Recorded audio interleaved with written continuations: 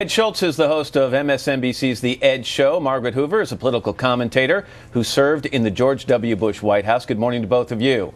Morning, Matt. I want to get to the spending freeze in a second, but let me just kind of dive into and then get over this Beau Biden story. Margaret, ladies first, what's this say about the political climate right now, that the Attorney General in Pennsylvania is not going to run for his dad's old Senate seat? That was basically reserved for him. Look, this does not bode well for the Democrats in November, but there's still 11 months to go.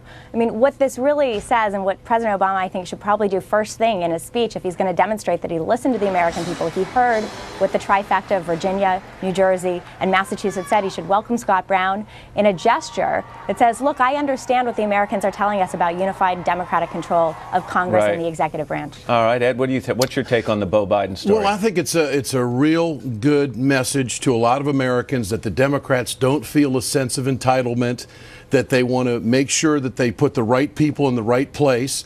The political climate that's out there right now, there's a chance that he could run for Senate, maybe lose, and then what about not retaining the Attorney General's position? These state-held offices across the country are very important.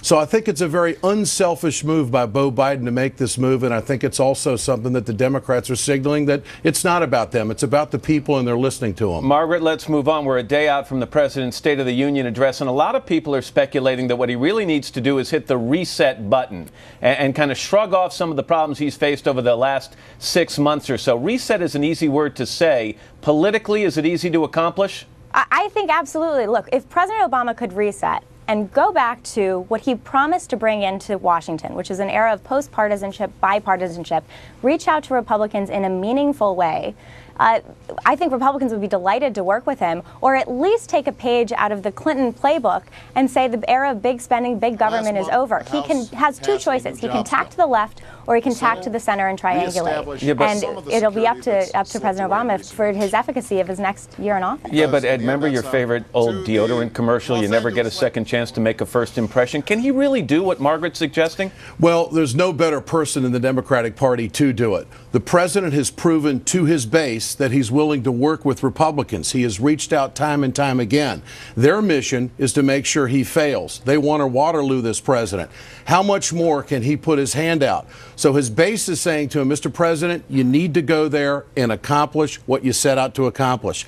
A lot of talk about cutting the federal budget deficit. That does play to the angst of a lot of Americans who showed up at the polls in Massachusetts. But if you're sitting at home and you don't have health care, and if you do have health care and it's going up 20%, that's what Americans are concerned about. They need the laser focus and get this health care bill done. Let's talk about this spending freeze, Margaret. I mean, he's basically saying he could save up to $250 billion over 10 years. Is that going to calm the fears of some of these independents who are very worried about the deficit?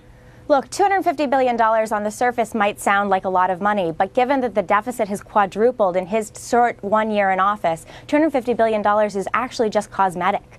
If you consider that we have a $1.5 trillion debt, that 17% of Americans are unemployed or underemployed, most of these agencies basically also got raises in the last 2 years of budgets and also got stimulus money. So many of the agencies that would be affected are agencies that actually, this represents that this is actually a cosmetic freeze rather than a substantial impact in the deficit. No, it's not. I think this is a real effort on the part of the White House to reach out to the people who have spoken at the polls and address the frustration across the country about the fiscal budgetary procedure in this country. They're trying to put together a commission. Senator Conrad's trying to put together a commission that would address the long-term entitlement issues that we're facing. The president has to start somewhere. He can't get criticized at every corner by everybody, so you have to go out. You have to show that you're willing to give. He's doing it again. He's given up on single payer, given up on public option possibly, and now again he's given in on the budget, so he's willing to work, and I think this is a clear message by the White House. In about the 45 seconds I have left, same question to both of you, and Margaret, I'll let you go first again here. You look back at your calendar for the last 12 months, and the president came to office. There was a great wave of anticipation, hope, and change. He got stimulus package through. Where was the road bump? Where did things come to a screeching halt? Three groups of people have broken from the president basically in the last year: independents, senior citizens, and college-educated voters. Independents began to break last spring after the $787 billion stimulus package, and then things really slowed down over the August recess when the Tea Partiers came really to fruition and to exert their political power and their responsibility of the citizenship. Ed, you circle the same time on your calendar? Well, I think the base is frustrated because the president's waited too long to push hard on the health care issue. As far as the budget is concerned, he's trying to address that. He's put more troops into Afghanistan. He has secured the country. We're focused on that. Now it's time to address the demographic issue.